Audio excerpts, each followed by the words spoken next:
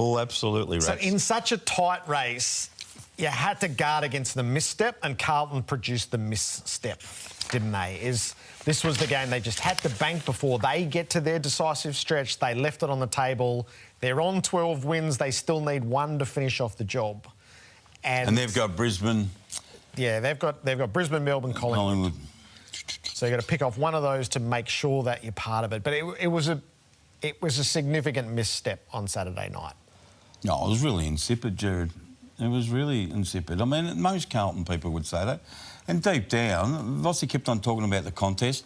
Everyone's written about Carlton. I wrote about him. Everyone's speaking about him tonight on the TV programs, on the radio programs this morning with you.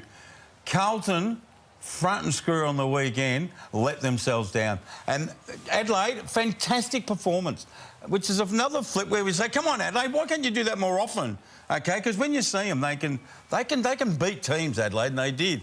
And this mob, they let themselves down badly, and they let themselves down in a couple of areas. I've read the piece tomorrow, Jared. They've got pop-up problems everywhere.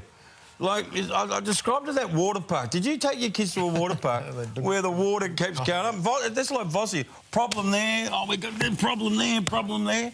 They got problems on the weekend in defence. They kept on turning it over. They got two players getting 40s and having one. Cripps had impact. Walsh didn't have impact. He had 40. The forward line struggling. Harry's kicked 3 and 3. He's not marking the ball. The Smalls aren't kicking goals. And now we're saying, oh, Jack Savani didn't play.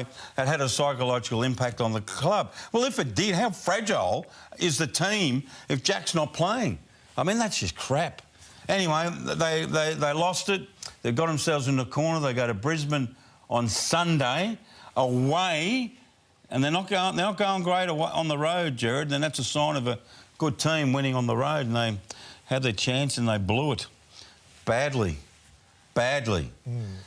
If they lose, if they miss the 8, how would you be feeling about them? Bitterly disappointed.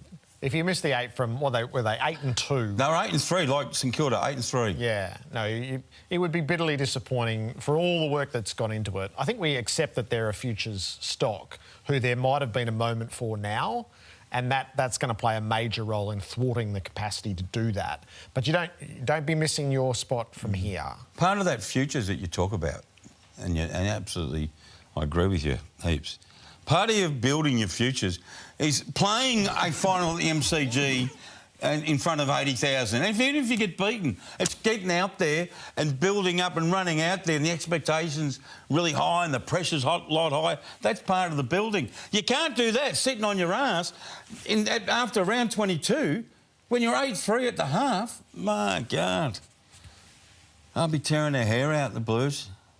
Would be the unrequited excitement. I don't know whether they can take care of their business before then, but you have a quick sneaky glance to Carlton and Collingwood on that last Sunday of home and away football. If the Blues are scratching for it at that stage to book themselves a place, maybe they're good enough to do it before then, but they'll have an angry Lions to deal with. How big was that? How big a home and away game that is? Yeah. They'll have anyway,